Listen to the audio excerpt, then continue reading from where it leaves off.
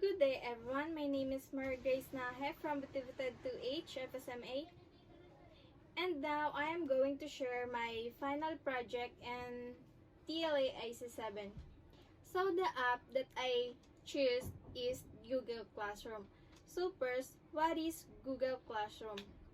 Google Classroom is a free blended learning platforms developed by the Google for educational institution that aims to simply creating, distributing, and grading assignments. The primary purpose of the Google Classroom is to streamline and process of sharing files between teachers and students. So, Google Classroom is a famous e-learning app that we usually use during a pandemic. So we all know that Google Classroom help us to easily discuss and easily distributing a different activities. And through Google Classroom, we easily find out our activities that the teachers giving to us. So let's discuss about the advantages and disadvantages of the Google Classroom. So first, advantages. First, access to information anytime, anywhere. So through Google Classroom, we can easily access it anytime and anywhere you are, or any device uses, we can easily access the Google Classroom. Next is a multi-activity management, in which every teacher can release different or a lot of activities, and they just give a exact time or due date that we can actually pass our activities. Next is extensive materials. Next is enabling discussion during classes. So the teachers is enabled to discuss the different topics that they give during the classes. Next is easy grading. In Google Classroom, the teachers can easily grade the student. Next is organization of the student. If you are enrolled in the Google Classroom, the classroom can be organized. Communication with parents.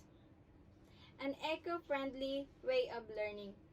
Yes, it is true that the Google Classroom is an eco-friendly way of learning because the student can easily learn through Google Classroom, and they can easily access the topics that the teacher give.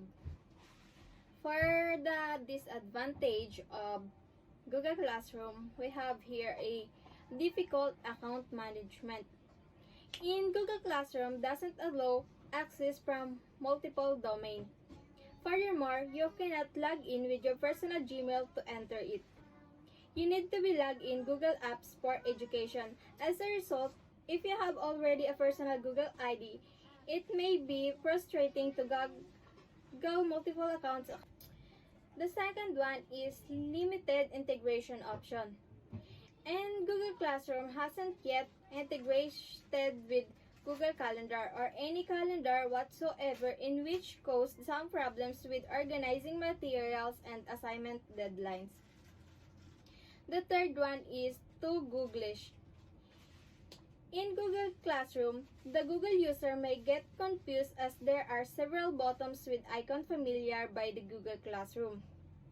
Additionally, despite enhancing the integration between Google and YouTube, which significantly helps video sharing, support for other popular tools is not built in.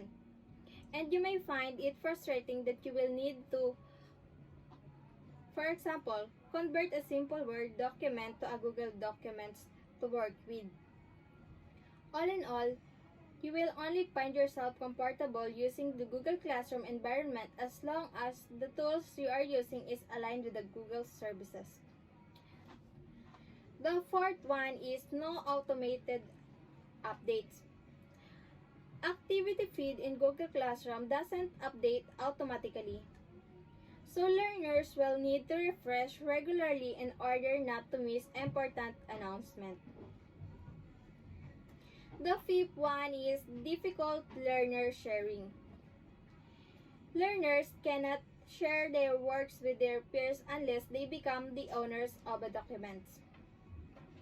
And even then, they will need to approve sharing option, which create a chaos if they want to share a documents with their classmates. The next is the editing problems. When you create an assignment and you need to distribute it to learners, learners become the owners of the documents and they are allowed to edit it. That means that they can delete any part of the assignment they want, which could cause a problem even if it happens accidentally.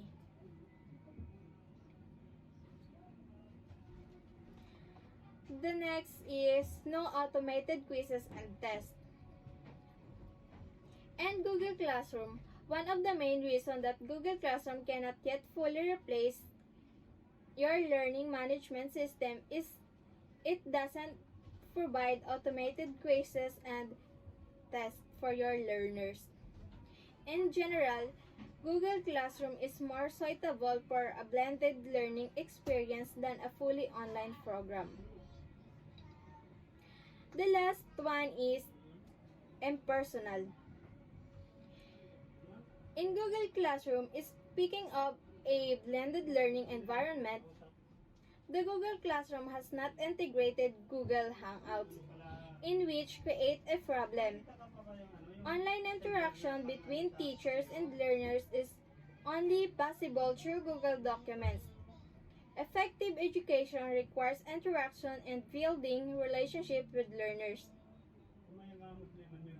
And in online discussion, there are the best way to achieve this in a virtual environment. Unfortunately, there is no way to live chat and Google Classroom, at least again and not yet. And that's all about the Google Classroom and disadvantage and advantages. And that's all. Thank you.